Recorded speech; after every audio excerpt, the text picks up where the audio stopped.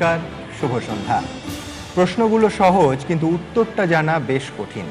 আমাদের আজকের এই নেতা বনাম অভিনেতা বিতর্কের বিষয়টা চিরন্তন এবং একই সঙ্গে চিরন্তন। প্রত্যেকটা নির্বাচনের আগে এক ঝাঁক অভিনেতা নেতা হওয়ার লক্ষ্যে দলীয় রাজনীতির আবর্তে ঝাঁপ দেন এবং আরও একবার এই বিতর্কটা মাথাচাড়া দিয়ে ওঠে। আমার মনে আছে, গত লোকসভা ভোটের আগে এক নেতা আমায় বলেছিলেন যে ভোটে যাচ্ছি না প্রোডাকশন হাউস খুলছি বুঝতে পারছি না, এরকমভাবে চললে শিগগিরই দলের নাম হবে কেয়ার অফ টালিগঞ্জ।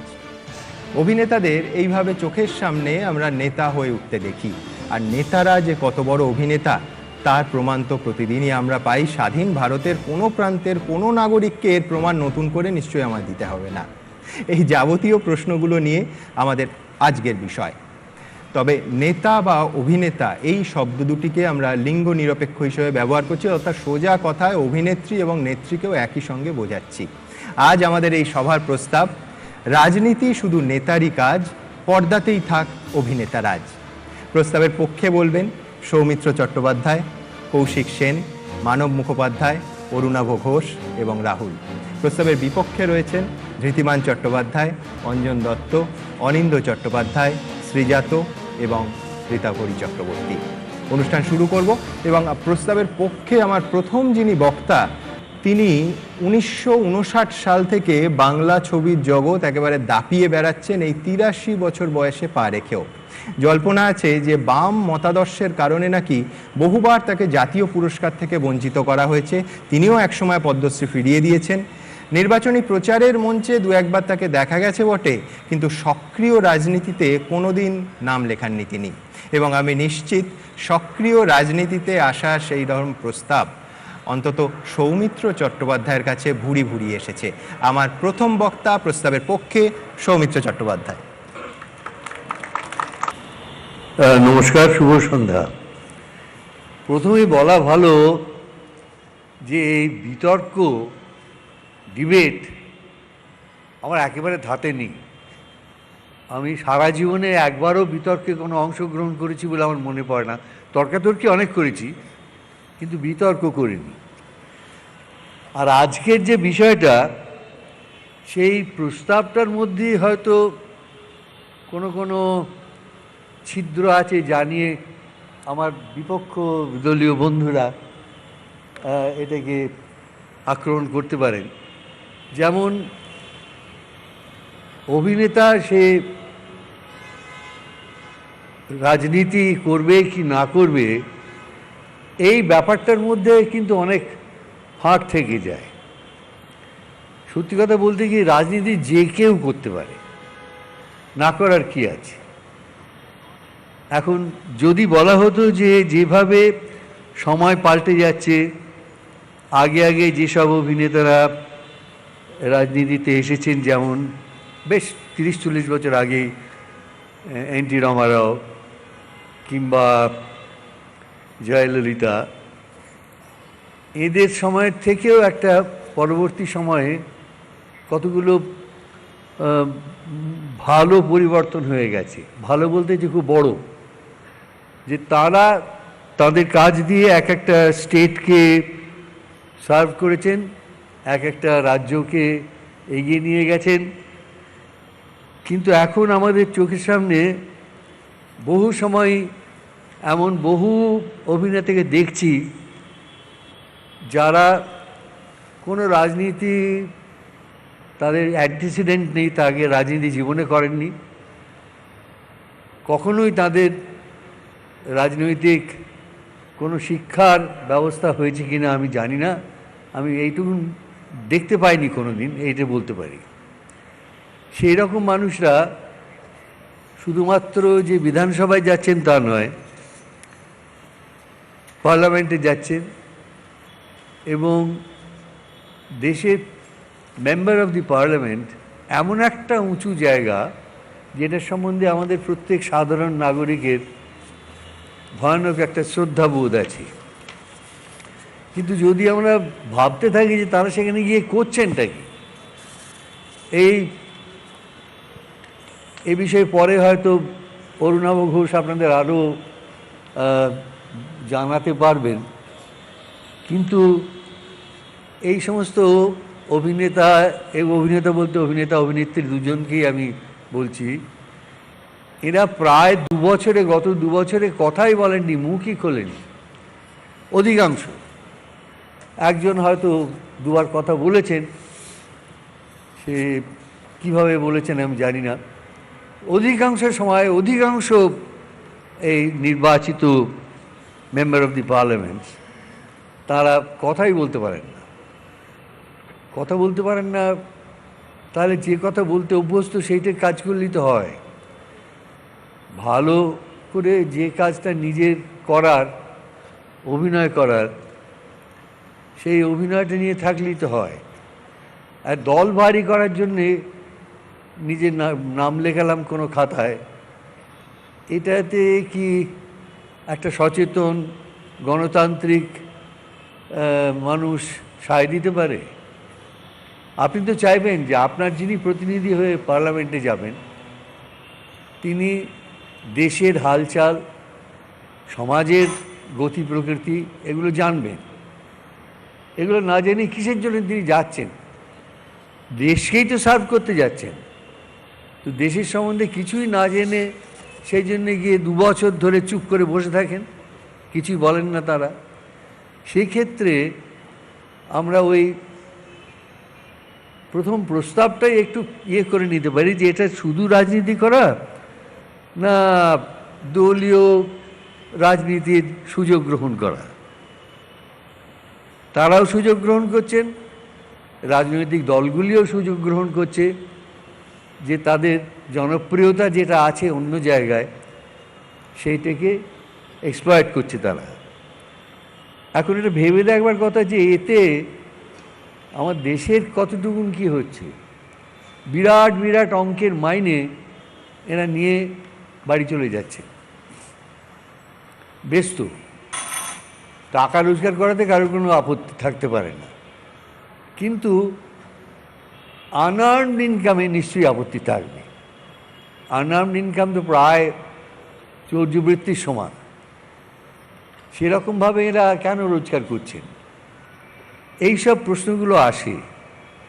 এবং তা নইলে শুধুমাত্র যদি কথাটা হয় যে রাজনীতি করবার অধিকার আছে কি না, তাহলে আমিও বলবো যে 100 বার আছে। এই যে দুজনের নাম করলাম আমাদের দেশের, তারা ছাড়াও আমাদের দেশেই অনেকেই আছেন যাদের নাম করা যেতে পারে। বিদেশে ধরুন আমেরিকার মতো জায়গার রাষ্ট্রপতির পদ একজন অভিনেতা অলঙ্কৃত করেছিলেন বেশ কিছুদিন ধরে, রিগান। তো সুতরাং এটা নিয়ে তো বলার কিছু নেই। কার কোন বিষয়ে আরও মাথা খেলে, কি তার মনোযোগ ধাবিত হয়, সেটা নিয়ে কিছু বলা যায়। আমার মনে হয় বরঞ্চ জিনিসটা সংক্ষেপ করে নিলে যে দলীয় রাজনীতি করে আমরা পার্লামেন্টে যাবো কি না সেইটি বরঞ্চ ডিসাইড করা হোক, না যাওয়াই তো ভালো। ধন্যবাদ সৌমিত্রবাবু। সৌমিত্রবাবু যে বিষয়টা তুললেন সেটা হচ্ছে আমাদের এখান থেকে যাদের আমরা জনপ্রতিনিধি নির্বাচিত করি তাদের পরিসংখ্যান, সেটা আমি আসবো একটু পরে। কিন্তু তার আগে এই নেতা বনাম অভিনেতার বিতর্কের প্রসঙ্গে অবধারিতভাবে আমার মনে অন্তত যেটা চলে আসে সেটা হচ্ছে সত্যজিৎ রায়ের নায়কে সেই প্রবাদ প্রতিম দৃশ্যটা। অভিনেতা অরিন্দম মুখোপাধ্যায়কে 24 দিনের ধর্মঘটি শ্রমিকদের সামনে বক্তব্য রাখতে বলছে বন্ধু শ্রমিক নেতা বীরেশ। আমি একবার আপনাদের মনে করিয়ে দিতে চাইব।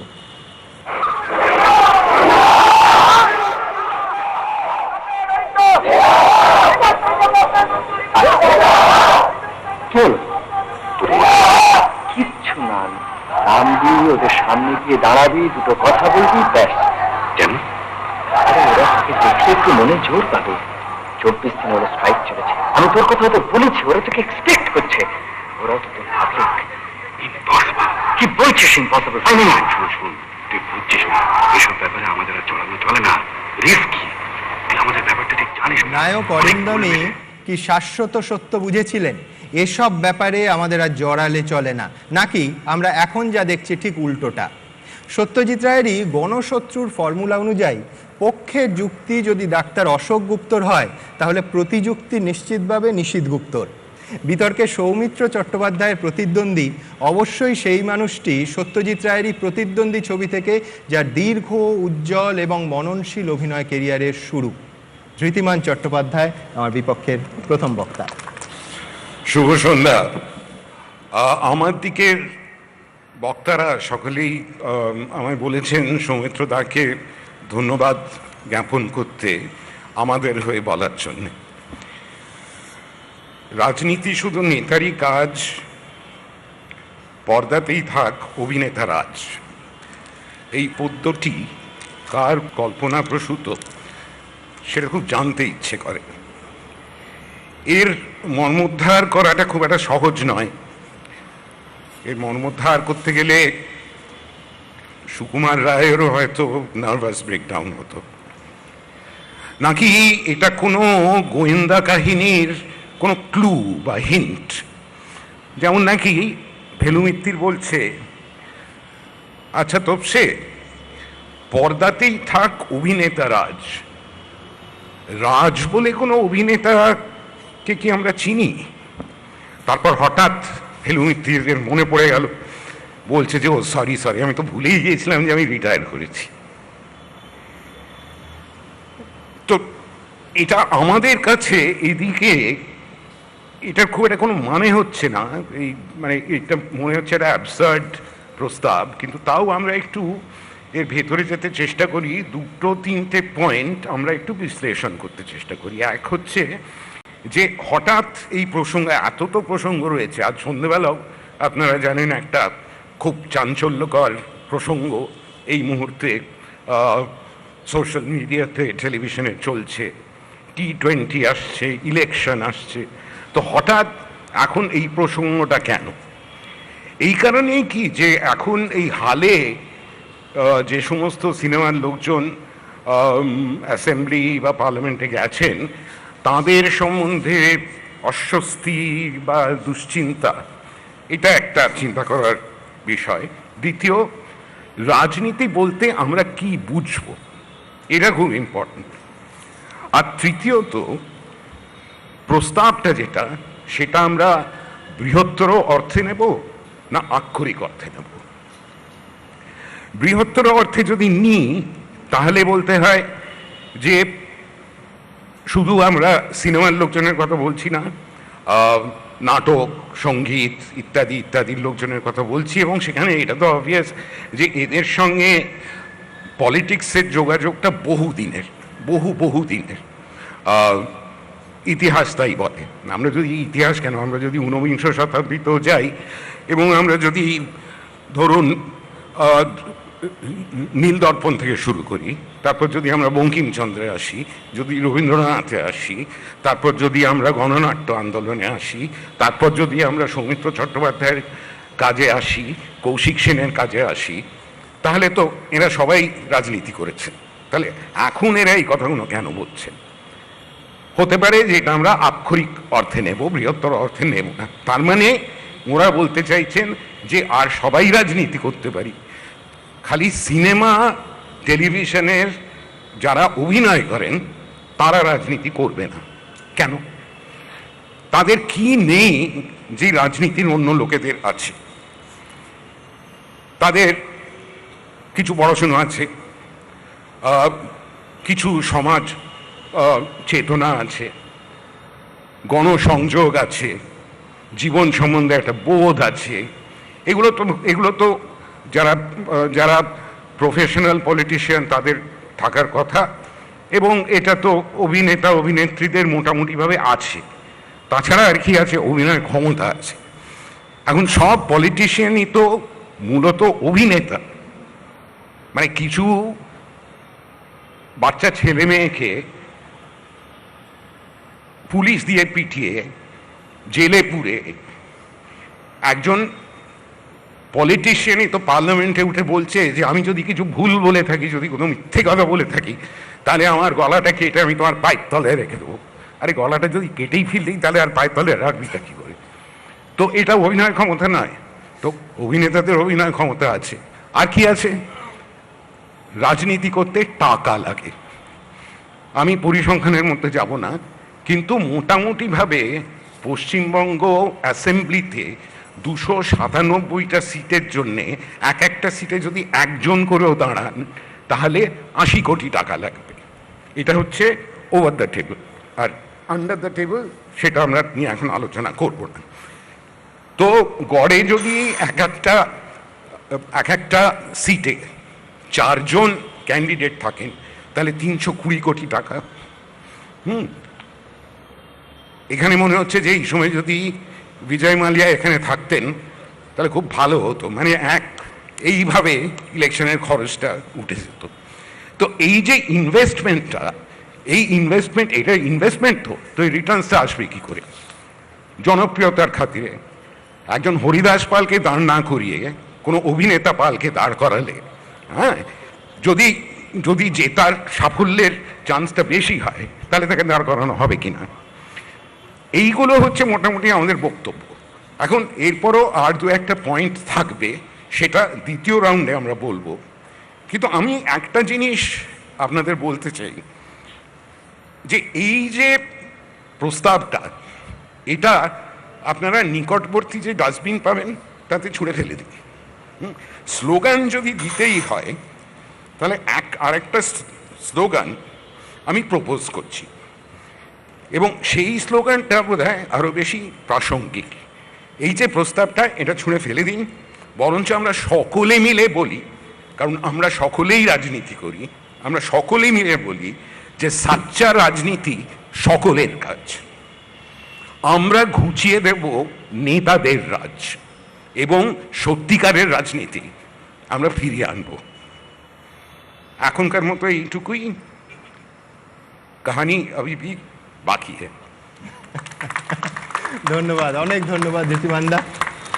আমার প্রথম দুই বক্তার কথায় বারবার যেটা উঠে এলো সেটা হচ্ছে পরিসংখ্যান কি বলছে। কেউ বলতেই পারেন যে অভিনেতা নন এমন বহু ফুল টাইম রাজনীতিবিদ সাংসদও মূক ও বধির ক্লাবের সদস্য হয়েই গোটা মেয়াদ কাটিয়ে দেন। এরপর আমার পরের বক্তার কাছে আসবো। সৌমিত্র চট্টোপাধ্যায়ের প্রস্তাবের পক্ষে তার পাশে যদি কৌশিক সেন বলতে ওঠেন তাহলে নিঃসন্দেহে বহু বাঙালির টিকটিকি নাটকের সেই অনুষঙ্গ মাথায় আসবেই। তবে বিতর্কের বিষয়টির সঙ্গে কৌশিকের অনুভূতি আর অভিজ্ঞতা জুড়ে থাকা স্বাভাবিক। তার কারণ তার তথাকথিত নিরপেক্ষ অবস্থান নিয়ে বিস্তর বিদ্রূপ কৌশিককে সহ্য করতে হয়েছে। কোনো দল বা সরকারের বিরোধিতা করলে যে সঙ্গে সঙ্গে সেই দলের বিরোধী শিবিরে গিয়ে নাম লেখাতে হবে, কৌশিক এমন মেরুকরণে কোনোদিন বিশ্বাস করেননি, আজও করেন না। তাই নন্দীগ্রাম থেকে কামদুনি সব ক্ষেত্রেই যে কোনো সরকারের বিরুদ্ধে প্রতিবাদে পথে নামতে পারেন এই ব্যস্ত অভিনেতা কৌশিক।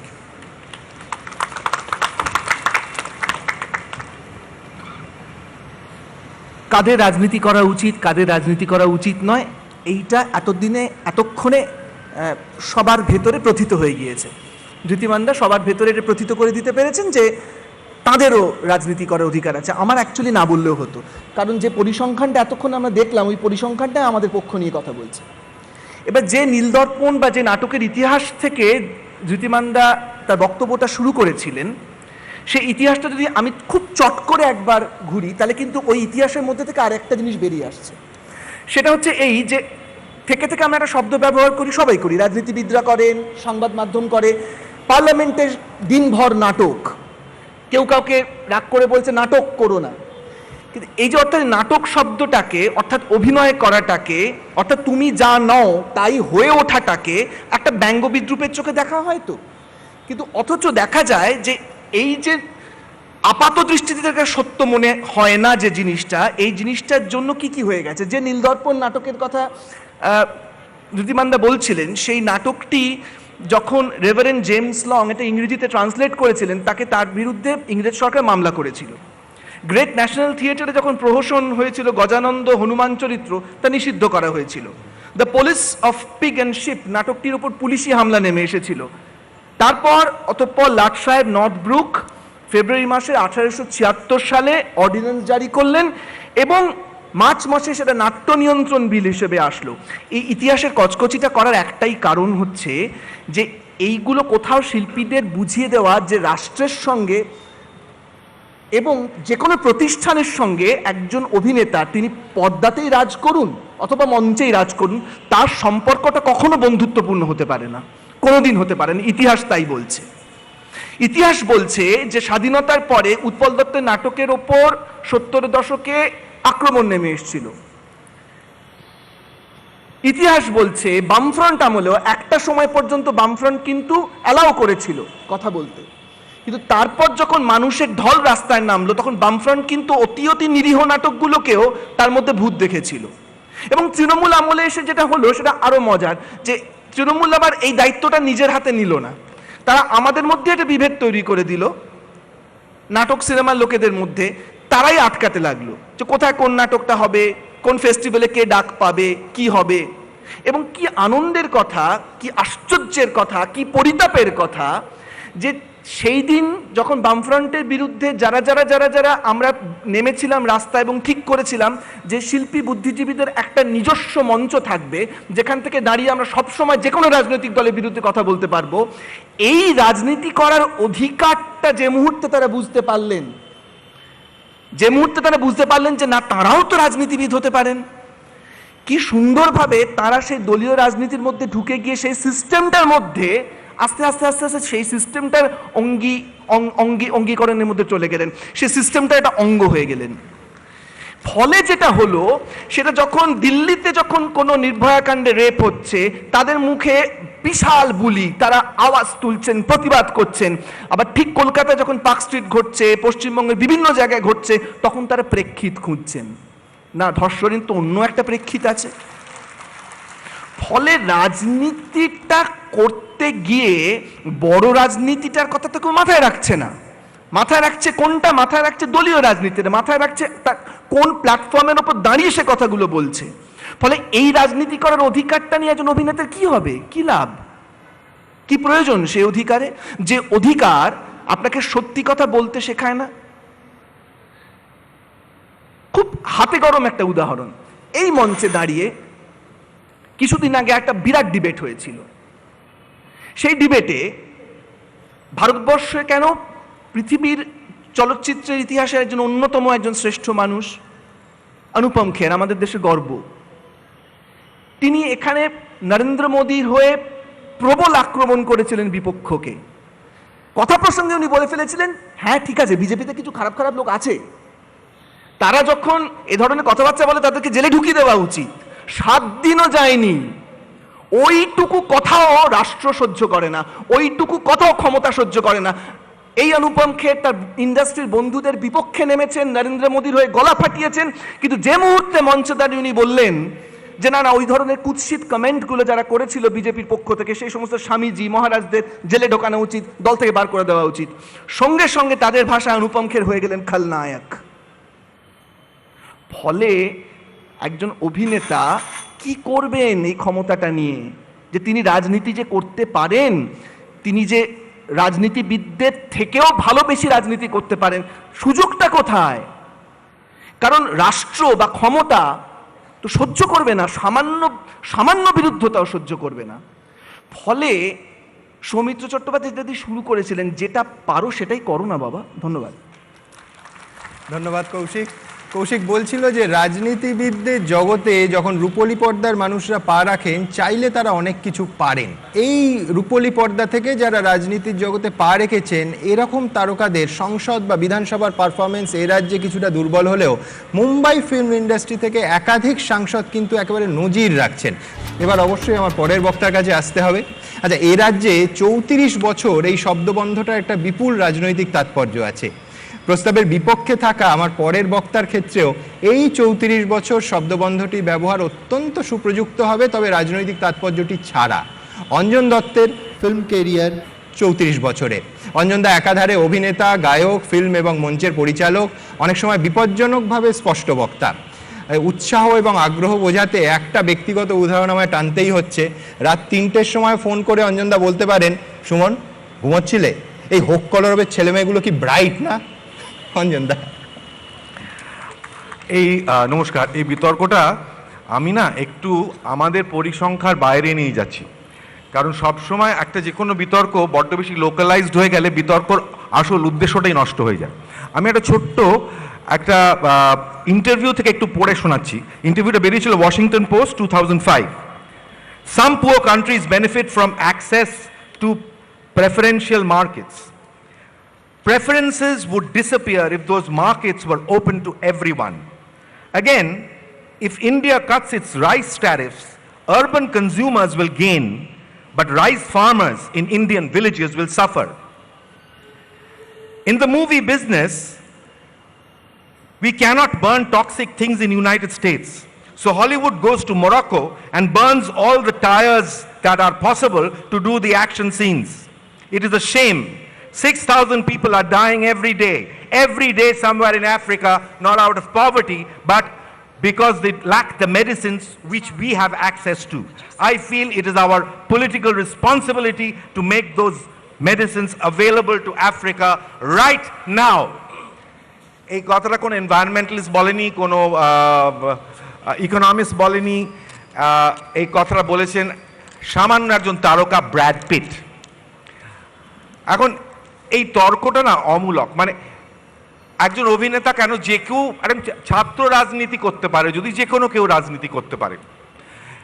অভিনেতার মুশকিল বা মজাটা হচ্ছে সে বড় অভিনেতা হলে তার পরিসরটা পর্দায় আটকে থাকে না, পর্দার বাইরে তার একটা পার্সোনা চলে আসে, পার্সোনালিটি চলে আসে, পর্দার বাইরে তার একটা পরিচয় থাকে। এবং সেই কারণেই দেখবেন পৃথিবীতে যতবারই ঝামেলা হয়েছে বা বড় কোনো মুভমেন্ট হয়েছে এই বায়োস্কোপের লোকদের উপরই হয়েছে বা তাদেরই প্রয়োজন হয়েছে। 1954-এ যখন ম্যাকার্থি ট্রায়াল হয় তখন হাউস অফ আমেরিকান অ্যাক্টিভিটিস এত লোক থাকতে হলিউডের এই লোকগুলোকে ধরে এনে জেরা করে কমিউনিস্ট দেশদ্রোহী বলে জেলে পুরেছিল কেন? আমেরিকা থেকে আর কোনো রাশিয়ান মতবাদী লোক ছিল না, কেন হলিউডের লোকদের ধরা হয়েছিল? এবং ডাল্টন ট্রাম্বো বলে এক ভদ্রলোক, উনি একজন স্ক্রিপ্ট রাইটার ছিলেন, যিনি জেলে গেছিলেন। জেল থেকে বেরোবার পর তার কোনো চাকরি বাকরি ছিল না, তিনি অনেকগুলো স্ক্রিপ্ট লিখেছিলেন ছদ্মনামে, কারণ পলিটিক্যালি তাকে লিখতে দেওয়া হচ্ছিল না। তিনি ছদ্মনামে লিখেছিলেন রোমান হলিডে, অস্কার পেয়েছিল, তার নাম যায়নি। তিনি ছদ্মনামে লিখেছিলেন দ্য ব্রেভ ওয়ান, অস্কার পেয়েছিল, তার নাম যায়নি। তিনি ছদ্মনামে লিখেছিলেন স্পার্টাকাস, তার নামটি গিয়েছিল। কারণ একজন অভিনেতা দায়িত্ব নিয়ে তার নামটা রেখেছিলেন, তার নাম হচ্ছে Kirk Douglas. So ladies and gentleman, এটাই প্রমাণিত হচ্ছে যে একজন অভিনেতার কংগ্রেসম্যান, রিপাবলিকানস এদের সকলের থেকে ক্ষমতা বেশি থাকে। তাই কার্ক ডাগলাস ডাল্টন ট্রাম্বোর নামটা রাখতে পেরেছিল। আমাদের দেশেও দেখবেন যখন এই 2011 সালে সবাই মিলে রাস্তায় হাঁটলো নন্দীগ্রামের ঘটনার মিছিলের পরিপ্রেক্ষিতে, কজন আপনি সত্যি সত্যি রাজনৈতিক লোকের মুখ ভেসে আসছে আর কজন শিল্পী অভিনেতার মুখ ভেসে আসছে? আপনি নিজেকেই জিজ্ঞেস করুন, এই পরিবর্তনটা কেন ঘটলো, মানে আপনার মনের মধ্যে কেন ঘটলো? সারা পৃথিবীতে ইলেকশনের সময় অভিনেতাদের প্রয়োজন হয়েছে, তার মূল কারণটা কি? রাজনৈতিক নেতাদের কি কোনো পার্সোনা নেই? তাহলে কেন অমিতাভ বচ্চন থেকে ক্লিন্ট ইস্টউডকে প্রয়োজন হয় ইলেকশনে দাঁড়াতে? এখন প্রশ্ন এটা থাকতে পারে যে ইলেকশনে দাঁড়াবার পর আমি ইলেকশনটা জিতে গেলাম, তারপরে তারা চুপ করে বসে রইল, মানে তাদের গেস্ট স্পিকার হিসেবে নির্বাক হয়ে তারা রইল। কিন্তু আমার মনে হয় এই যে তথ্যগুলো দেখলেন, 4-5টা মুখ, জয়া বচ্চন, শত্রুঘ্ন সিনহা ছাড়াও শাবানা আজমি এবং অনেকের নাম এই তালিকায় আছে যারা এমপি হিসেবে পার্লামেন্টে গিয়ে প্রশ্ন তুলেছে। সে প্রশ্ন যদি রাজনৈতিক পার্টি না শুনে থাকে, সেটা আমাদের দেশের রাজনৈতিক দলের দুর্ভাগ্য। Thank you. ধন্যবাদ অঞ্জনদা, নির্ধারিত সময়ের আগেই শেষ করলেন। তবে অঞ্জনদা হলিউডের কথা বলছিলেন, সফল অভিনেতা থেকে সফলতর নেতা হওয়া সব থেকে বড় উদাহরণ অন্তত আমার কাছে রোনাল্ড রেগান। আমেরিকার 40তম প্রেসিডেন্ট নির্বাচিত হওয়ার আগে 50টিরও বেশি ফিল্মে অভিনয় করেছেন। একবার দুবার নয়, দুবার আমেরিকান প্রেসিডেন্ট হয়েছিলেন। এ প্রসঙ্গে এমন একটা কথা বলেছিলেন, আমার মনে হয় আজকের এই বিতর্কে খুব জরুরি। একজন অভিনেতাকে দুটি গুরুত্বপূর্ণ জিনিস করতে হয়, একটা নিজের কাজটার প্রতি সৎ থাকা এবং 2 নম্বর দর্শকদের মনকে ছোঁয়া। এই দুটি একই কাজ একজন রাজনীতিবিদকেও করতে হয়। আমার পরের বক্তার অবশ্য অভিনেতা পরিচয় নেই, তিনি সিরিয়াস রাজনীতিক। তবে অনেকেই যেটা জানেন না, রবীন্দ্রসঙ্গীত থেকে গুলাম আলীর গজল নিয়েও মানব মুখোপাধ্যায় ঠিক কতটা প্যাশনেট। 1987 সাল থেকে বিধায়ক, 96 সাল থেকে মন্ত্রী ছিলেন। এইসব পরিচয় বাদ দিলেও তিনি এমন একজন সংগ্রাহক যার বাড়িতে 23,000-এরও বেশি দুর্লভ গান সযত্নে রাখা আছে। তার দল অবশ্য বিচ্ছিন্নভাবে কখনো অনিল চট্টোপাধ্যায়, কখনো অনুপ কুমার, কখনো বিপ্লব চট্টোপাধ্যায়কে ভোটের টিকিট দিয়েছে, কিন্তু সাধারণভাবে বামেদের প্রার্থী তালিকা গ্ল্যামার বঞ্চিতই থেকে যায় প্রতিবার। মানবদা। আমি সৌমিত্র চট্টোপাধ্যায়ের প্রস্তাবের পক্ষে বলতে গিয়ে অঞ্জনবাবুর বক্তব্যের সাথে ঐক্যমত প্রথমে জানাই। রাজনীতি সবাই করতে পারে, আর রাজনীতি করা মানে কেবল ভোটে দাঁড়ানো না। সৌমিত্র দা রাজনীতি করেন না, চার্লি চ্যাপলিন রাজনীতি করতেন না, ভোটে না দাঁড়িয়ে অপর্ণা সেন রাজনীতি করেননি। কাজে ভোটে দাঁড়ানোটাই রাজনীতির একমাত্র বিষয় না। যদি রোনাল্ড রেগান আমেরিকার রাষ্ট্রপতি হতে পারে, জয়ললিতা যদি তামিলনাড়ুর মুখ্যমন্ত্রী হতে পারেন, আমাদের বেচারা টালিগঞ্জের ছেলে মেয়েগুলো কেন রাজনীতি করতে পারবে না? এতক্ষণ পর্যন্ত আমি সৌমিত্রদার বক্তব্যের বিরুদ্ধে। এরপরে আমার একটাই কমা দিয়ে বলা, যদি, এই যদিটাই আমি বলবার চেষ্টা করব। আমাদের রাজ্যে এখন অভিনেতা অভিনেত্রী রাজনীতির সাথে যুক্ত অনেক। সুমন বলার সময় বলেছেন যে তারা কিছু করে না, তথ্যগুলো দিয়েছে। আমি শুধু বলি তারা কিছু জিনিস করেন। অভিনেতা চিরঞ্জিত তিনি বলছেন মেয়েরা উত্তেজক পোশাক পরে বলেই এইসব মেয়েদের ওপর হামলা হয়। অন্তত দুজন অভিনেতা কাম রাজনীতিবিদ, শতাব্দী রায় এবং মিঠুন চক্রবর্তী, চিটফান্ড কেলেঙ্কারির সাথে যুক্ত। আমি জানি না মুনমুন সেনের বিষয়টাকে কিভাবে ব্যাখ্যা করব, কাগজেই পড়েছিলাম। বাঁকুড়াতে ক্যাম্পেইনে দাঁড়িয়ে তিনি বললেন, কি আমার সাথে দুষ্টুমি করতে ইচ্ছে করছে? পলিটিক্স। আসলে আমার যে কথাটা বলার তা হচ্ছে এই, অভিনেতা বা অভিনেত্রী মানে তার তো একটা জনপ্রিয়তা আছে, তাকে দেখতে লোক আসে। তো যে রাজনৈতিক দল তাদেরকে দাঁড় করায়, নিশ্চয়ই তাদের হিসেবে থাকে বাড়তি জনপ্রিয়তা অর্জন করবে। কিন্তু তারা যেটা বলেন সেটা কিন্তু একদম পরিপ্রেক্ষিত নিরপেক্ষ না। আসলে এরা তো একটা পাত্র, এরা তো একটা কন্টেন্ট, একটা পাত্র। তার ভেতরের কথাটা আসলে কি, তার কন্টেন্টটা কি? কন্টেন্টটা এরা তৈরি করে না, করে তিনি যে রাজনীতি করছেন সেই রাজনীতির থেকে। এই যে অপরাধগুলো আমি বলে গেলাম, যে দলের তারা সদস্য বা সদস্যা, তাদের নেত্রী কোনোদিনও সমালোচনা করেছেন। আমি এই অভিনেতা অভিনেত্রীদের দায়ী করব না, তারা যে রাজনীতি করতে গেছে তাদের ভেতরের এই খারাপ জিনিসটা অনুপ্রবেশ করিয়েছে সেই রাজনীতি, আমি সেই রাজনীতিকে দায়ী করব। আসলে একটা গিভ অ্যান্ড টেক। তোমার জনপ্রিয়তা আমি ব্যবহার করব, বিনিময়ে তুমিও কিছু ভাগ পাবে। আমি জানি না, কাগজেই আমরা দেখেছি না, একজন প্রাক্তন আইএএস অফিসার তিনি লিখেছেন, প্রতি প্রার্থী আমাদের রাজ্যের বর্তমান শাসক দলের নির্বাচনের সময় 35 লাখ টাকা করে পেয়েছেন। আমার বক্তব্য এই জায়গাটাতে খুবই সীমাবদ্ধ যে প্রত্যেকে রাজনীতি করতে পারে, প্রত্যেকের রাজনীতি করবার অধিকার আছে, কিন্তু কিভাবে তুমি রাজনীতি করবে? নেতা কথাটা তো আজকাল ব্যঙ্গার্থে ব্যবহার হয়। আসলে নেতা মানে যিনি পথ দেখান, যিনি একটা আদর্শে বিশ্বাস করেন এবং সেই বিশ্বাসটাকে পার্সু করেন। যারা রাজনীতি করতে চান তারা খেলোয়াড়ই হোক বা অভিনেতাই হোক, আমার অনুরোধ, আগে আপনারা নেতা হোক, আগে কোনো একটা জিনিস বিশ্বাস করুন, সেই বিশ্বাসটা পার্সু করতে শুরু করুন, আপনার জন্য সব দরজা খোলা। অভিনেতা হয়ে শুধু জনপ্রিয়তাকে এনক্যাশ করবার জন্য রাজনীতি করবেন না, সেটা বিকৃতির জন্ম দেয়। নিজের সমাজ, নিজের মানুষ সম্পর্কে একটা নির্দিষ্ট দৃষ্টিভঙ্গি নিয়ে কথা বলুন। আমার অনুরোধ, রাজনীতি আমাদের আমাদের অভিনেতা অভিনেত্রীদের দূষিত করছে, দেবকেও করছে, স্মৃতি ইরানিকেও করেছে। এটা যেন অভিনেতা অভিনেত্রীরা মনে রাখেন। ধন্যবাদ মানববাবু। মানববাবু খানিকক্ষণ আগে জয়ললিতার কথা তুললেন। দক্ষিণের ছবিটা ঠিক কীরকম? তামিলনাড়ুতে ঐতিহাসিকভাবে কিন্তু অভিনেতারাই নেতা। 1967 সাল থেকে আজ অবধি যে 6 জন তামিলনাড়ুর মুখ্যমন্ত্রী হয়েছেন তাদের মধ্যে 5 জনই বিনোদন জগতের সঙ্গে যুক্ত। অন্ধ্রপ্রদেশেও সিনেমা জগৎটাই রাজনীতিকে নিয়ন্ত্রণ করে। দেখুন, দক্ষিণী রাজনীতিতে চিরকালই চিত্র তারকাদের দাপট। রূপলী পর্দার বহু জাদুকরী সফল হয়েছেন রাজনীতির ময়দানে। অভিনেতা থেকে চিত্রনাট্যকার তালিকাটা দীর্ঘ।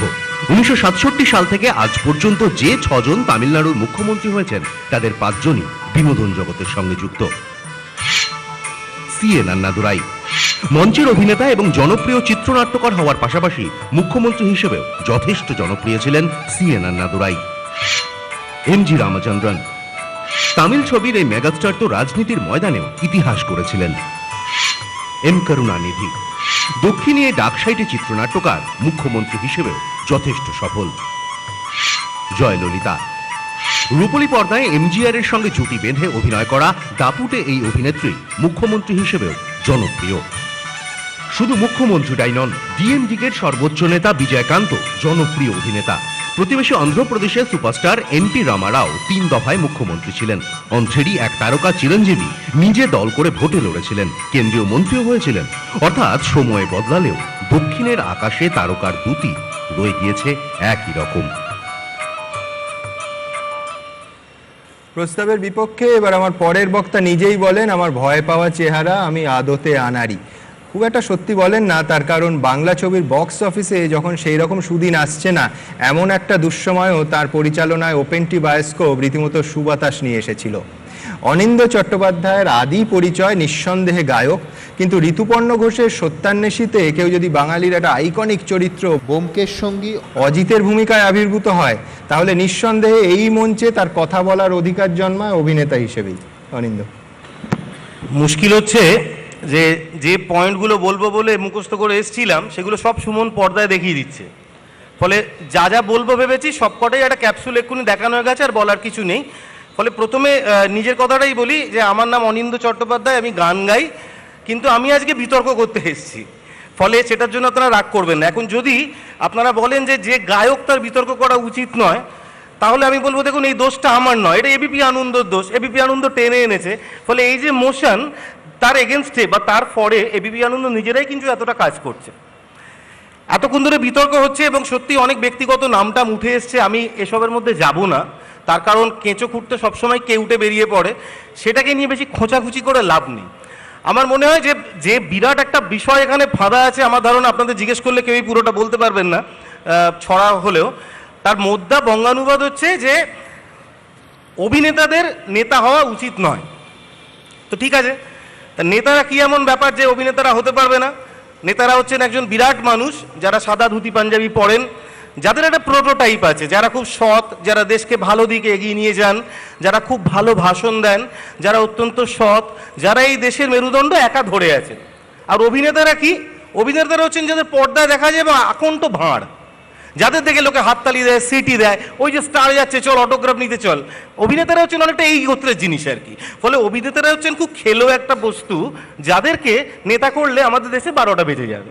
মানে ধরুন আপনার বাড়ির কাজের লোক সারা জীবন বাসনই মেজেছে, কোনোদিন সে এসে বললো যে দিদি একটু ভারতনাট্যম নাচবো, তো আপনি বলুন ভারতনাট্যম তোর নাচার কথা নয়। তার মানে কাজের লোকের যদি ভারতনাট্যম নাচা একবারই অনুচিত, তার কারণ যেহেতু সে কাজের লোক। ফলে আজকে অভিনেতাদের এই অন্তত বিতর্ক সভায় যে চোখে দেখা হচ্ছে সেটা হচ্ছে তোমরা বাবু রংচং মেখে যে যা পাচ্ছ করো, 4টে নায়িকা নিয়ে বড় একটু কেচ্ছা কেলেঙ্কারি করছো করো, পর্দায় দুটো বড় বড় ডায়লগ বলে একটু হাততালি পাচ্ছ পাও, কিন্তু খবরদার রাজনীতিতে এসো না, কেননা সেটা একটা মহান কাজ। তো রাজনীতি কি এমন মহান কাজ করেছে স্বাধীনতার পর থেকে এতগুলো বছর ধরে? তা আমরা যদি সত্যি সত্যি লিস্ট নিই, ধরুন বিভিন্ন পেশার মানুষকে যদি আমরা ডেকে আনি যে খেলোয়াড়রা কি করেছে, অনেক স্বর্ণপদক এনেছে, আমরা প্রচুর হাততালি দিয়েছি যখন তারা, সম্বরণদা রয়েছেন, সৌরভ রয়েছে, এদের মতন মানুষ যখন খেলার মাঠে দারুণ কৃতিত্ব দেখিয়েছে, আমরা সবাই তালি দিয়ে উঠেছি। যারা গায়ক, লতা মঙ্গেশকর, আশা ভোসলের মতন গায়ক, তারাও কি সুন্দর তাদের নিজেদের জীবন, তাদের পেশার প্রতি তারা একদম তন্নিষ্ঠভাবে তারা নিজেরা কাজ করে গেছেন। নেতারা কি করেছেন? নেতারা যেটা করেছেন যে এতগুলো বছর ধরে তারা ভাষণ দিতে দিতে, দেশ শাসন করতে করতে, রাজ্য সামলাতে সামলাতে তাদের নিজেদের ইমেজটাকে তারা চোরে পরিণত করেছেন। একটা নেতা যদি কাউকে দেখানো হয় যে ওই যে নেতা, ও আছে, ওনার কোনো ধান্দা আছে। যে অভিনেতা বেচারি এতদিন ধরে প্রশংসা পাচ্ছে, তাকে যদি কেউ শোনে যে ও রাজনীতি জয়েন করছে, ও আচ্ছা, ওর নিশ্চয়ই তলে তলে কিছু ব্যাপার আছে, ও টাকা পয়সা মারার তাল করছে। ফলে গোটা দুনিয়ার কাছে, গোটা রাজ্যের কাছে বা গোটা পৃথিবীর কাছে নেতারা তাদের ইমেজটাকে নিয়ে এসছেন এই জায়গায়। ফলে কার্যত বিতর্কের বিষয়ে যে কথাটা বলে আসলে, যে অভিনেতা যারা, তাদের রাজনীতিতে আসা উচিত নয়, কারণ রাজনীতি একটা উঁচু বেদির ওপর দাঁড়িয়ে আছে বলে, আমি ঠিক উল্টো কথাটা বলছি।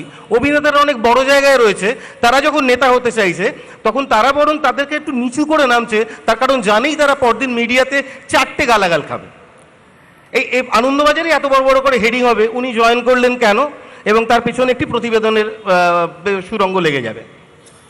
এখন ব্যাপার হচ্ছে যে অনেক অভিনেতা জয়েন করেছে আমাদের এখানে। দেখলাম যে কিছু কিছু অভিনেত্রীর ছবি সুমন ক্যাপসুলে দেখিয়েছে, তা আমরা জানতে পেরেছি যে সন্ধ্যা রায়ের জীবনে কোনো প্রশ্ন নেই, আবার জয়াপ্রদার জীবনে অনেক প্রশ্ন আছে।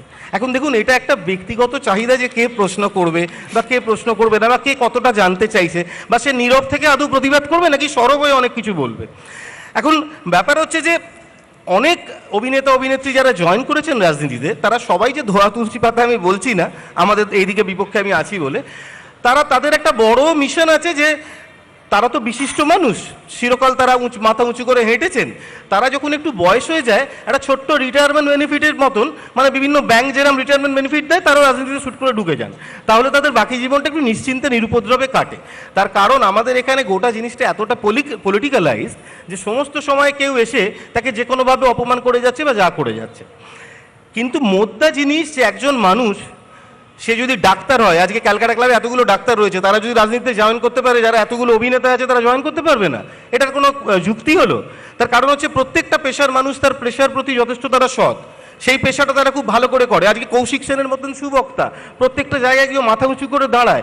আজকে যদি নেতা হিসেবে কৌশিক সেন কখনো দাঁড়ায়, আমি তাকে ভোট করবো না? নিশ্চয়ই করব।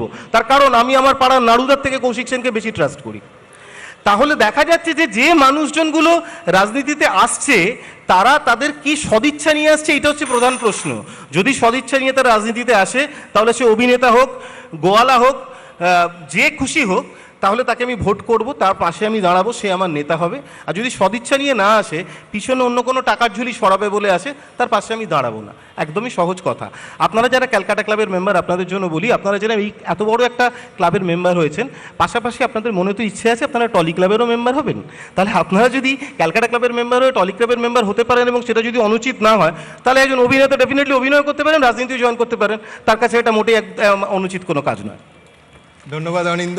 আমার তো কোনো সন্দেহ নেই, অন্তত অভিনেতারা অনেক উঁচু জায়গায় আছেন, সেখানেই থাকেন। পর্দায় আমরা যাদের দেখি নির্বাচিত হয়ে, তারা কি দেখেন আমাদের? গরিব গুরব জনতা রীতিমতো টিকিট কেটে হাঁ করে যাদের দেখেন ওই রূপলী পর্দায়, তাদের দেখা পান জেতার পর? এই চিরন্তন প্রশ্নের জবাব খুঁজতে খুঁজতে 2014 সালের 13ই মার্চ, আজ থেকে ঠিক 2 বছর আগে, এক সাংসদের অসাধারণ একটা দেখাদেখির তত্ত্ব আমরা দেখে ফেললাম। আসুন আরেকবার দেখাই আপনাদেরও। আমার যখন সিনেমা হলে সিনেমা রিলিজ হয়, তখন সিনেমা হলে টিকিট কেটে সিনেমা দেখো না? টাকা দিতে হয়। যখন আমি যাত্রা করতে আসি, ফাংশন করতে আসি, তখন টাকা দিয়ে টিকিট কাটতে হয়। আজকে বিনা পয়সায় দেখছো, গত 5 বছর দেখছো বিনা পয়সায়। আমি টাকা চাইনি, আমি বলে নিয়েছিলাম আমার দেখছো, টাকা দাও, আমার সাথে কথা বলতে টাকা দাও, বলিনি তো? কি চাইছি? ভোট চাইছি। বিনা পয়সায় দেখার জন্য ভোট দিতে হবে, আর পয়সা দিয়ে দেখার জন্য সিনেমা হলে যেতে হবে। তো কোনটা চাও? বিনা পয়সা দেখতে তো? তাহলে ভোট চাই, আগামী 5 বছর বিনা পয়সায় দেখাতে চাই, বিনা পয়সায় দেখতে চাও। কেন হাততালি বলছে আমি বুঝতে পারছি না। মানুষ কিন্তু, আমি মনে করিয়ে দেবো, মানুষ এই চিত্তাকর্ষক অফারটি লুফে নিয়েছিলেন। দ্বিতীয়বারের জন্য 61,519টি ভোটে শতাব্দী রায় পুনর্নির্বাচিত হন। যাই হোক, আমার প্রস্তাবের পক্ষে পরের বক্তার দুর্মুখ বলে খুব সুনাম আছে, তবে তার কথাগুলো অবশ্যই মুখ ফসকে বেরোয় এমনটা নয়। তিনি পেশায় আইনজীবী, তাই একেবারে চাঁচা ছোলা কথাই তার ইউএসপি। প্রেসিডেন্সি কলেজের এই প্রাক্তন ছাত্র নিখাত যুক্তিবাদী, রাসেলের একেবারে ভাবশিষ্য। কলেজের বিষয়ে শারীরবিদ্যা হলেও পারদর্শিতা আইনবিদ্যায়। জীবনের প্রথম বড় মামলা প্রাক্তন মুখ্যমন্ত্রী জ্যোতি বসুর বিরুদ্ধে বিধাননগরের প্লট বিলি নিয়ে। কয়েক বছর আগে বাংলায় যখন একের পর এক বিদ্বজ্জন রেলের নানা কমিটিতে ঢুকছেন, অরুণাভ ঘোষ অনায়াসে বলেছিলেন ওগুলো সব এঁটো কাটা কমিটি। ওই যে বললাম, দুর্মুখ হিসেবে তার যথেষ্ট সুনাম আছে অরুণাভ ঘোষ। কিন্তু আমি মানে মমতা ব্যানার্জির কাছে আমি ভীষণভাবে কৃতজ্ঞ, কারণ ইনি দেখিয়ে দিয়েছেন যে তথাকথিত বড় মানুষ, বড় অভিনেতা, বড় যারা যারা আছেন, তাদের ভিতরে যে লোভটা আছে, লোভটাকে কী করে সুসুরি দিয়ে তার পায়ের তলায় আনা যায় এটা দেখিয়ে দিয়েছেন একদম। তাতে অনেক মানুষ মানে খুব নামি নামি লোক, তারা আমরা দেখলাম তারা যে ভাবতাম যে সবের ঊর্ধ্বে, তা নয়, একদম আমাদের মতো মানুষ, লোভী এবং মমতা ব্যানার্জির পায়ের তলায় পড়ে। এখন ব্যাপারটা দাঁড়াচ্ছে যেটা, আমরা তো চোর, কিন্তু আমাদের এঁটো কাটা খেয়ে যারা মানুষ, তারা কিন্তু তার মধ্যে অভিনেতারাও পড়ে, যারা ইলেক্টেড। এখন দেখুন, ওই ব্যাপারটা হলো আমরা সব করবো রাস্তায়, দেখবেন জেনারেলি অভিনেতা খারাপ, নেতা খারাপ, চোর, জোচ্চোর। আমার বেসে, আমি যে বেসটা তৈরি করব তার উপর দাঁড়িয়ে কিন্তু অভিনেতারা জিতছেন। মুনমুন সেনকে যেতে হয়নি, সেখানে কিন্তু যে ছেলেটি দিনের পর দিন কাজ করেছে, সবাই চোর নয়, তৃণমূলের আমার বিরুদ্ধ দল, তারা কিন্তু লড়াই করে জায়গাটা রেখেছেন এবং তিনি জিতেছেন। সন্ধ্যা রায় তিনি কোনো মুখই খোলেননি, তাকে কিন্তু জিতিয়ে এনেছে এই লোয়ার লেভেলের ছেলেরা। সুতরাং যে অভিনেতা রাজনীতিতে আসুক নিশ্চয়ই, এখানে উল্টো দিকে যারা বসে আছে সবাই এলে আমি খুব খুশি হব, সবাই খুব বিদ্বান লোক, কিন্তু পেটে ঘুষি মারলে অ বেরোয়নি, আমি দেখেছি। আমার সঙ্গে আমি 2001 থেকে 2004 অবধি এমএলএ ছিলাম, তারপরে রেজিগনেশন দিয়েছিলাম। আমার সঙ্গে একজন অভিনেতা, একজন অভিনেত্রী ছিলেন, তারা 4 বছরের প্রথম দিন স্পিচটা দিয়েছিলেন, মানে সিনেমা অ্যাক্টর এবং অ্যাক্ট্রেস হিসেবে প্রায়। তারপর 4.5 বছর আমি দেখিনি তাদের মুখ। এবং এই যে বলছে যে কেন বলবেন, এই যে কাদের প্রতিনিধিত্ব করছি, তো আমাদের কথা হলো যে আমরা নেতারা খুব খারাপ, মানে পলিটিশিয়ানের মধ্যে একটা খারাপ জিনিস হয় না, কিন্তু ব্যাপারটা দাঁড়াচ্ছে খাট সাজাবো আমরা, ফুলসজ্জা করবে অভিনেতারা, তৈরি করে দেবো আমরা। এবং এমন কোনো লোক নেই যে বলছেন যে যারা সাউথের, এরা কিন্তু বেসিক্যালি রাজনীতি থেকে এসেছেন, হয়তো অভিনেতা হতে পারেন, কিন্তু বেসিক্যালি রাজনীতি করে এসেছেন। কিন্তু এরপরেও ব্যাপার আছে, মানে নেতা যত চোর না হতে পারে, এর কিন্তু তার চেয়ে বড় চোর, অনেক বেশি চুরি করেছে। আর যেটা বলি মেইনলি, যেটা আমার মনে হচ্ছে, ধরুন এখন এই অভিনেতা বা যারা আছেন, আমি চিরকালই বলি আমাদের কসমেটিক্স রাজনীতিবিদদের, আমার এটা ডেফিসিয়েন্সি আছে, ঠিক আছে একে লাগিয়ে দাও।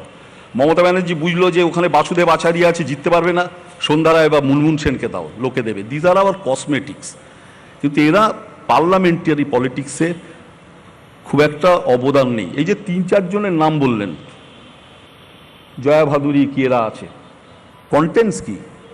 300 ডিবেটে পার্টিসিপেট করেন, কন্টেন্টসটা কি? পার্লামেন্টে জানি আমাদের প্রচুর আজে বাজে লোক যায়, যেমন জাটুয়া সাহেব আছেন, কোনো দিন মুখ খোলেননি, সেও 0-0। কিন্তু দ্য ফ্যাক্ট রিমেন্স যে আমাদের পার্লামেন্টের স্ট্যান্ডার্ড তুলতে হবে, নইলে 13টা মিনিস্টার কলেজের মুখ দেখেননি, কলেজের মুখ দেখেননি। যখন আমি নিজেকে ইকুয়েট করি তখন খুব খারাপ লাগে যে আমার শিক্ষামন্ত্রী সে কলেজের মুখ দেখেননি সারা ভারতবর্ষে। তো এই জায়গাটা আমি অ্যাজ আ বলছি, টোটালটা এইভাবে বলছি যে আমাদের খুব দুঃখের দিন, এবং দুঃখের দিন বলেই আমরা আজকে অভিনেতাদের নিয়ে যাচ্ছি in order to dupe the public and get votes and get elected to the parliament. ধন্যবাদ। ধন্যবাদ অরুণাবদা। অরুণাবদাও নিশ্চয়ই এটা মানবেন যে রাজনীতিতে তারকারা তাদের যাবতীয় গ্ল্যামার কোশেন নিয়ে একবার যখন আসেন তখন কিন্তু মিরাকেল ঘটিয়ে দিতে পারেন। 2004 সালের কথা আপনাদের মনে করিয়ে দেব, মুম্বাই উত্তরের ভোটাররা 5 বারের সাংসদ রাম নায়ককে হারিয়ে তারকা প্রার্থী গোবিন্দাকে জয়ী করেন। মুম্বাইয়েরই উত্তর পশ্চিম লোকসভা আসনটি থেকে 5 বার জিতে কার্যত তার একেবারে নিজের দুর্ভেদ্য দুর্গ করে ফেলেছিলেন অভিনেতা সুনীল দত্ত। সাফল্যের এরকম অসংখ্য উদাহরণ দেওয়া যায়, কিন্তু আমি তালিকা বাড়াবো না। আমার গত অনুষ্ঠান অবধি আমার পরের বক্তা শ্রীজাতকে আমি কবি বলে পরিচয় দিয়েছি, কিন্তু আজ এই নেতা বনাম অভিনেতার মঞ্চে শ্রীজাতকে আমার অভিনেতা বলতেই হবে। সৃজিত মুখোপাধ্যায়ের পরবর্তী ছবি জুলফিকারে শ্রীজাত শুধু যে অভিনয় করেছে তা নয়, অভিনয়ের জন্য রীতিমতো রক্তও ঝরিয়েছে, মানে অ্যাকশন সিনে দুর্ঘটনায় আহত হয়েছে। শ্রীজাত পরিচিত প্রতিবাদী মুখ। নন্দীগ্রাম থেকে কামদুনি, কামদুনি থেকে হোক কলরব, শ্রীজাত কখনো রাস্তায়, কখনো সোশ্যাল মিডিয়ায় সরব। এই নির্বাচনে তৃণমূল কংগ্রেসের প্রচার সঙ্গীতটা শ্রীজাতর লেখা বটে, কিন্তু শ্রীজাতর বক্তব্য সেটা সম্পূর্ণ পেশাদারিত্ব থেকে করা। যে কবির অমোঘ বাক্য, তুমিও মানুষ আমিও মানুষ, তফাৎ শুধু শিরদাঁড়ায়, তার ওপর বিশ্বাস রাখতে ইচ্ছে করে। শুভ সন্ধ্যা। সুমনকে ধন্যবাদ আমার ওপর আস্থা জাহির করার জন্য, কারণ আস্থা এখানে এত সস্তা, খুব সহজে খোয়ানো যায় বলে মনে হয়। আজকে যারা বলছি আমরা 10 জন আছি, তার মধ্যে ঋতুদার, শুভ মহরদার, সত্যান্বেষীতে অনিন্দকে অভিনেতা ধরলে 7 জনই অভিনেতা। এতজন অভিনেতা কেন ডাকা হলো আমি বুঝতে পারছি না। রাজনীতি নিয়ে যেখানে কথা হচ্ছে সেখানে 10 জনের মধ্যে 7 জন অভিনেতা। এত অভিনেতা কেন রাজনীতি নিয়ে কথা বলবেন? আমার মনে হয় অন্যান্য ইন্ডাস্ট্রি থেকে লোকজনকে ডাকলে আরেকটু ভালো হতো, কারণ অভিনেতাদের রাজনীতি নিয়ে কিছু যে বলবারই নেই বা থাকতে পারে না, আমার বিপক্ষ দলের অভিনেতারাও এমনকি তাই বলছেন। 2, আমার মনে হচ্ছে যে আমরা স্ট্যাটিস্টিক্সের ভাষায় স্যাম্পল সাইজটা বারবার এত ছোট করে ফেলছি যে সার্ভেটা খুব ন্যারো। সকলেই টালিগঞ্জ নিয়ে কথা বলতে খুব ব্যস্ত, যেন টালিগঞ্জ ছাড়া কোথাও থেকে কোনো অভিনেতা কখনো উঠে আসেননি যারা রাজনীতিতে সফল হয়েছেন। বহু নিদর্শন এমন আছেন, সুমন রেগান পর্যন্ত পৌঁছে গেছিলেন, কিন্তু বাকিরা আবার টালিগঞ্জে নামিয়ে এনেছেন। ফলে টালিগঞ্জকে মডেল করলে বোধহয় একটু গালাগাল দিতে সুবিধে হয়, খারাপ কথা বলতে সুবিধে হয়, কারণ বাইরে যেহেতু উদাহরণগুলো এতটা খারাপ নয়। আমি বলবো যে অভিনেতাদের যদি আলাদা করে দেওয়া হয় তাহলে বাকি পেশা থেকে লোক আসবেন কেন? কেন অরুণাভবাবু আসবেন? কারণ অরুণাভবাবু আইনজীবী, তার পেশা আইন নিয়ে, তাহলে রাজনীতি করা উচিত নয়। তাহলে সুগত বসুর রাজনীতি করা উচিত নয়, কারণ তিনি একজন সুনামী অধ্যাপক। এবং আমরা দেখব এমন বহু বহু মানুষের রাজনীতি করা উচিত নন, কারণ তারা পারিবারিকভাবে বা একেবারে ছোটোবেলা থেকে রাজনীতিতে যুক্ত ছিলেন না। কেউ লেখক, কেউ গাইয়ে, কেউ অধ্যাপক, কেউ অভিনেতা, কেউ নির্দেশক। তারা রাজনীতিতে এসেছেন, সফল হয়েছেন অনেকাংশে এবং রাজনীতি করে চলেছেন। আর না হলে আমি বলবো যে অভিনেতাদের এমনভাবে আলাদা করা হচ্ছে যেন অভিনেতারা নয় খুব খারাপ মানুষ আর নয় অন্য গ্রহ থেকে এসেছেন, তাদের কোনো জুড়ি এই পৃথিবীতে আর কোনো পেশায় নেই। সেটা সম্ভব নয়। সব পেশার এক এক রকম হ্যাজার্ড থাকে, অভিনেতারও আছে। দ্বিতীয়ত আমি বলি যে আমাদের নাগরিক আন্দোলন, আমি যদি পশ্চিমবঙ্গকেই ধরি, তাহলে সেখানে কিন্তু বড় রাজনৈতিক ভূমিকা পালন করেছেন তথাকথিত অরাজনৈতিক মানুষরা, যাদের মধ্যে অনেকে অভিনেতা। আমাদের এখানে কৌশিক উপস্থিত আছেন। কৌশিকের মুখ আমরা গত কয়েক বছরে অভিনয়ের কারণে যতখানি দেখেছি, রাজনীতির কারণেও ততখানি দেখেছি। কৌশিক কোনো দলের নন, কিন্তু কৌশিকের রাজনীতি খুব স্পষ্ট। তাহলে কি কৌশিককে রাজনীতি থেকে সরে যেতে বলা হবে?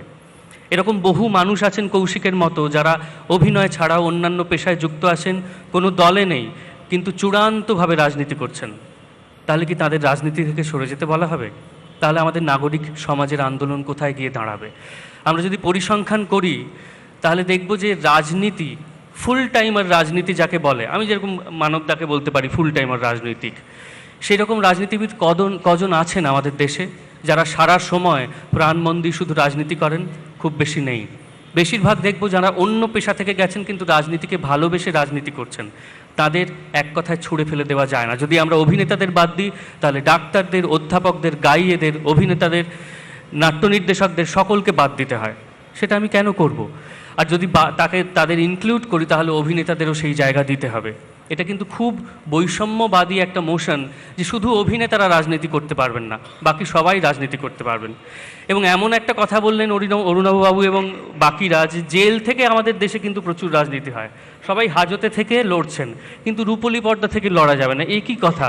আমাদের এখানে এবছর এই রাজ্য থেকেও জেল থেকে একজন প্রার্থী দেওয়া হয়েছে। তা জেল দেখছি তো জেল থেকে লড়েই আসছে লোকে, জেল থেকে লড়ে জিতে টিতেও যায় অনেক জায়গায়, জেল থেকে মুখ্যমন্ত্রিত্ব চালানো হচ্ছে, কিন্তু রূপলী পর্দা থেকে রাজনীতি করা যাবে না। তার মানে রূপলী পর্দাটা কয়েদখানার চেয়েও খারাপ একটা জায়গা, যেখান থেকে আমরা কোনো রাজনীতিবিদকে উঠে আসতে দেব না। তো যেখানে এই রকম একটা মতবাদ চাপিয়ে দেওয়া হচ্ছে যে বাবা কয়েদ থেকে লড়ো কিন্তু মঞ্চ থেকে লড়ো না, সেই মোশনের বিপক্ষে কথা বলতে পেরে আমি তো গর্বিত। এবং আপনারা দেখছেন যে সকলেই ওরা কথা বলতে বলতে মাঝে মধ্যেই আমাদের দিকে চলে আসছেন, আবার ফিরে যাচ্ছেন। তো ফলে আমরা কিন্তু দলে ভারী। তো সেই দিক থেকে দেখতে গেলে আমার মনে হয় যে অভিনেতা বলে আলাদা করবার কিছু নেই। প্রত্যেক রাজনীতিবিদই অভিনেতা, প্রত্যেক অভিনেতা রাজনীতিবিদ নন। সুতরাং যে অভিনেতা ভালো কাজ করবেন, মানুষের জন্য কাজ করবেন, তাকে আমরা অবশ্যই রাজনীতিবিদ হিসেবে স্বাগত জানাবো, মেনে নেব, চাইলে ভোটও দেবো যদি তাদের দলের মতবাদের সঙ্গে আমাদের মিল থাকে। কিন্তু অভিনেতা মানেই সে রাজনীতিতে গিয়ে ব্যর্থ হবে, সুতরাং তার আসার কোনো দরকার নেই, এরকম একটা আগেই ঠিক করে পূর্ব নির্ধারিত সিদ্ধান্ত নিয়ে যদি আমরা দাঁড়াই তাহলে কিন্তু অনেককে অনেক কিছু থেকে বঞ্চিত করতে পারি। একটু ভেবে দেখবেন। ধন্যবাদ। ধন্যবাদ শ্রীজাত। শ্রীজাত টালিগঞ্জ থেকে বেরোতে চাইছে, আমার তাতে বিন্দুমাত্র আপত্তি নেই, কিন্তু আমার প্রশ্নটা অন্য। রাজনীতিতে অভিনেতারা নেতা হতে আসেন বটে, থাকেন কি? যদি থাকেন কতদিন থাকেন? বছর 3 আগে অমিতাভ বচ্চন একটি সাক্ষাৎকারে বলেছিলেন যে রাজনীতিতে আসাটা আমার ভুল ছিল, আমি আবেগে ভেসে এই দুনিয়ায় পা রেখেছিলাম, তারপরে যখন বুঝলাম বাস্তব পরিস্থিতি আর রাজনৈতিক আবেগ সম্পূর্ণ আলাদা, আমি তারপরে রাজনীতিতে আর ফিরে যাওয়ার কথা কখনো ভাবিনি। অথচ এই অমিতাভ বচ্চন 1984 সালে হেমবতী নন্দন বহুগুণাকে হারিয়ে এলাহাবাদের সাংসদ হলেন, 3 বছর পরে ইস্তফা দিলেন। রাজেশ খান্না 1991 সালে লোকসভা ভোটে কংগ্রেসের হয়ে নয়াদিল্লি আসনে লালকৃষ্ণ আদবানির মতো নেতার কাছে মাত্র 1589 এরকম একটা ভোটে তিনি হেরে যান। তারপরে আবার উপনির্বাচনে শত্রুঘ্ন সিনহাকে ওই কেন্দ্রেই পরাজিত করেন, অথচ সক্রিয় রাজনীতি থেকে দ্রুত বিদায় নিলেন। 2001-এর পর গোবিন্দা, খানিকক্ষণ আগে উদাহরণ রাখলাম, রাজনীতির আঙিনায় গোবিন্দাকে দূরবীন দিয়েও খুঁজে পাওয়া যায় না। তাহলে প্রশ্ন ওঠে যে অভিনেতারা শুধুই পরিযায় পাখি, অতিথি শিল্পী, নেতাদের ভূমিকায় ছোট্ট একটা রোল করে তারপরেই অদৃশ্য হয়ে যান। এখন আমি যদি বলি যে অরুণাবোধার পরে প্রস্তাবের পক্ষে আমার পরের বক্তা অরুণোদয় বন্দ্যোপাধ্যায়, আপনারা বেশিরভাগ দর্শক ভাববেন যে আমি ভুল লোককে পোডিয়ামে ডাকছি। চিরদিনই তুমি যে আমার নামক একটি রেকর্ড পরিমাণ বাণিজ্য করা বাংলা ছবির পর অরুণোদয় বন্দ্যোপাধ্যায় নামটি এখন ব্যাকসিটে। কাকতালীয় হবে নিশ্চয়ই, কিন্তু এই মেধাবী তরুণ অভিনেতা ফিল্মের জন্য যে নামটি বাছলেন, সেই নামে জাতীয় এবং বাংলার রাজনীতিতে দুজন পরিচিত মুখ আগে থেকেই রয়েছেন। রাহুল, আমার প্রথম রাউন্ডের প্রস্তাবের পক্ষে শেষ বক্তা। না, সেভাবে দেখলে আমি আরও বেশি পলিটিক্যাল, কারণ আমার স্ত্রীর নাম প্রিয়াঙ্কা, রাহুল প্রিয়াঙ্কা, এবং আমার ছবির প্রথম সবথেকে হিট গান হচ্ছে I love you my Sonia. তো মোটামুটি একটা গোটা পরিবার ঢুকিয়ে নিয়েছিলাম। না, আমি সত্যি শ্রীজাতদার সাথে একমত, তোমরা দলে ভারী। অভিনেতারা রাজনীতি করতে পারবে না এটা কোনো কাজের কথা নয়। আমার প্রশ্ন হচ্ছে দলীয় রাজনীতি নিয়ে। রাজনৈতিক সচেতনতা না থাকলে সে তো শিল্পী, অভিনেতা কিছুই হতে পারে না। রাজনৈতিক সচেতনতা থাকবে, সে সামাজিকভাবে গর্জে উঠবে, যখন তার যেখানে হাঁটার কথা, যেখানে দাঁড়ানোর কথা সে দাঁড়াবে। প্রশ্ন হচ্ছে দলীয় কোথাও নাড়া বাঁধা নিয়ে। এখানে আমি আপনাদের অবান্তর লাগতে পারে, কিন্তু আমার মনে হচ্ছে একটু বলা দরকার। বিদ্যাসাগর এবং শিবনাথ শাস্ত্রীর একটি ঘটনা। শিবনাথ শাস্ত্রী তখন সদ্য ব্রাহ্ম হয়েছেন, পৈতে ত্যাগ করেছেন। তো শিবনাথ শাস্ত্রীর বাবা বিদ্যাসাগরের কাছে এসে অনুরোধ করেন যে দেখো না, ছেলেটাকে বোঝাও, পৈতেটা ফেলে দিল। তো বিদ্যাসাগর শিবনাথ শাস্ত্রীকে বললেন যে ঠিক আছে, তুমি ব্রাহ্ম হয়েছে, হও, বাবা বৃদ্ধ, বাবার কথা রাখতে তুমি একটু পৈতেটা রাখলে না হয়। বলছে না, এটা বলো না, এটা আমার আদর্শের বিপক্ষে। এর 20 বছর পরের ঘটনা। শিবনাথ শাস্ত্রী বিদ্যাসাগরকে বলেন যে দেখো না, একটা ব্রাহ্মণ বিধবা যদি রান্নার জন্য পাওয়া যায়। বলছে ব্রাহ্মণ বিধবা দিয়ে কী হবে, তুমি তো ব্রাহ্ম। বলছে না, স্ত্রী কিছুতেই রাজি হচ্ছে না। বিদ্যাসাগর খুব হেসেছিলেন। এইটাই হয় যখন আমরা দলীয় রাজনীতিতে নাড়া বেঁধে ফেলি। আমরা ক দলের ইস্যু নিয়ে চিৎকার করব, খ দল যখন একই অন্যায় করবে তখন আমাকে চুপ থাকতে হবে, কারণ আমি তো খ দলের নাড়া বেঁধে ফেলেছি। আমার এখানেই আপত্তিটা। আমি যদি প্রতিবাদী হই, আমি তাহলে সব বিষয় নিয়ে প্রতিবাদী হব। আমি যদি কোনো একটা নির্দিষ্ট জায়গায়, মানে সবাই কৌশিকদাকে উদাহরণ করে আমার বিপক্ষ দলে বলছেন, আজকে কৌশিকদা যদি প্রত্যক্ষভাবে কোনো দলের কাছে দলের হয়ে কথা বলতেন, আজকে কি কৌশিকদার এই জায়গাটা থাকতো না, সম্ভব নয়। আমি যেই মুহূর্তে একটি দলীয় জায়গায় চলে গেলাম, দলীয় রাজনীতির অংশ হয়ে গেলাম, সেই মুহূর্তে আমার বেশ কিছু জায়গায় কথা বলা বারণ হয়ে গেল, হতে বাধ্য। ইনটলারেন্স এই শব্দটা নিয়ে এখন আমরা খুব পরিচিত। সত্যি আমরা বেশ কিছু জায়গায় ইনটলারেন্ট, এবং ক্ষমতা ও রাষ্ট্র সব থেকে বেশি ইনটলারেন্ট। স্পেশালি যদি সেই রাষ্ট্রের সঙ্গে আমার নাড়া বাঁধা থাকে, তার সত্ত্বেও আমি তার সমালোচনা করি, পরিণতি খুব খারাপ হবে। আর একটা সত্যি কথা বলুন তো, রাজনৈতিক শিক্ষার কি কোনো প্রয়োজন নেই? আমরা যারা রাজনৈতিকভাবে শিক্ষিত নই, আমরা যারা জানি না কিভাবে কাজটা করতে হয়, হুট করে আজকে মনে হলো আমি মানুষের ভালো করব, ওভাবে মানুষের ভালো হয় না। সব কিছুর একটা স্ট্রাকচার আছে, একটা প্রসেস আছে। আমাদের মতন বিউরোক্রেটিক দেশে এভাবে মানুষের ভালো হয় না। মানুষের ভালো করতে গেলে তার প্রসেসটা জানতে হয়, এবং যেটা ছাত্র বয়স থেকে রাজনীতির মাধ্যমে জানা যায়। যদি আপনি অভিনেতা হয়ে ছাত্র বয়স থেকে রাজনীতির সাথে যুক্ত থেকেছেন, সম্পৃক্ত থেকেছেন, এবং জনপ্রিয় হওয়া সত্ত্বেও আপনি জানেন যে সাধারণ মানুষের জীবন কিভাবে কাটছে, আপনি রাজনীতিতে আসুন। কিন্তু এটা বাস্তবে সম্ভব নয়। বিশ্বাস করুন, আমি জানি না আমার মাসকাবাড়িতে কত টাকা লাগে। আমি তো সামান্য অভিনেতা। আমার থেকে বড় সড়ো যারা, তারা কী করে সাধারণ মানুষের পেঁয়াজের দাম বাড়া নিয়ে দুশ্চিন্তায় পড়ছেন, এটা আমাকে বিস্মিত করে। কারণ আমি তো কাঁচ তুলে গাড়িতে যাচ্ছি। কলকাতায় কতটা গরম বেশিরভাগ সময় টের পাই না আউটডোর শুটিং না থাকলে। আমরা যারা রাজনৈতিকভাবে শিক্ষিত নই, তারা যে পেশাতেই থাকি, আমাদের রাজনীতিতে আসার যোগ্যতা নেই। কারণ আমরা বারবার বিদেশকেও টেনে আনছি, তাহলে রাজনীতিতেও বিদেশকে টেনে আনা যাক। বিদেশে মানে ইউএসএতে পলিটিক্স কিন্তু একটা প্রফেশন, সমাজ সেবা নয়। সমাজ সেবা তো বটেই, কিন্তু সেটার ইমপ্লিমেন্টেশনের জন্য তার একটা প্রপার শিক্ষা দরকার। সেটা আটঘাট বেঁধে নামার দরকার, যেটা হুট করে হয় না। আর সত্যি বলতে অভিনেতার জীবনটা বড় বিচিত্র। এই প্রসঙ্গে বোদলেয়ারের একটা গল্প বলছি। একটি অভিনেতা হঠাৎ করে রাষ্ট্রবিরোধী কিছু নাটক করতে লাগলো। রাজার কানে সেটা এলো। রাজা ঠিক করলো অভিনেতাকে শিক্ষা দেবে। তার নাটক বন্ধ করে দেওয়ার চেষ্টা হলো, অভিনেতা দমলো না। তিনি নিজের মতন করে আন্ডারগ্রাউন্ড থিয়েটার করতে থাকলেন। রাজা বললেন, ঠিক আছে, ওর নাটক দেখতে আমি যাব। রাজা গেলেন, সঙ্গে একটা ছোট্ট বাচ্চাকে নিয়ে গেলেন। অভিনেতা যখন তার সব থেকে প্রিয় সিনটা করছেন, রাজা বাচ্চাটার দিকে তাকিয়ে হাসলেন। বাচ্চাটা উঠে বলল, এ মা, তুমি কি খারাপ অভিনয় করো। অভিনেতাটি মারা গেল। আমরা অভিনেতা, আমাদেরকে যখনই দলীয় কাদা ছোড়াছুড়ির মধ্যে নিয়ে আসা হয়, আজকে যখন আমার বন্ধুদের নাম বলছিলেন, মানববাবু, অরুণাববাবুরা, আমার বড্ড কষ্ট হচ্ছিল। আমাদেরকে আলটিমেটলি কোনো বাচ্চা যদি উঠে বলে, এ মা, তুমি কি বাজে করছো, আমরা মরে যাব, আমাদেরকে মেরে ফেলবেন না, আমাদেরকে অভিনয়টা করতে দিন। ধন্যবাদ রাহুল।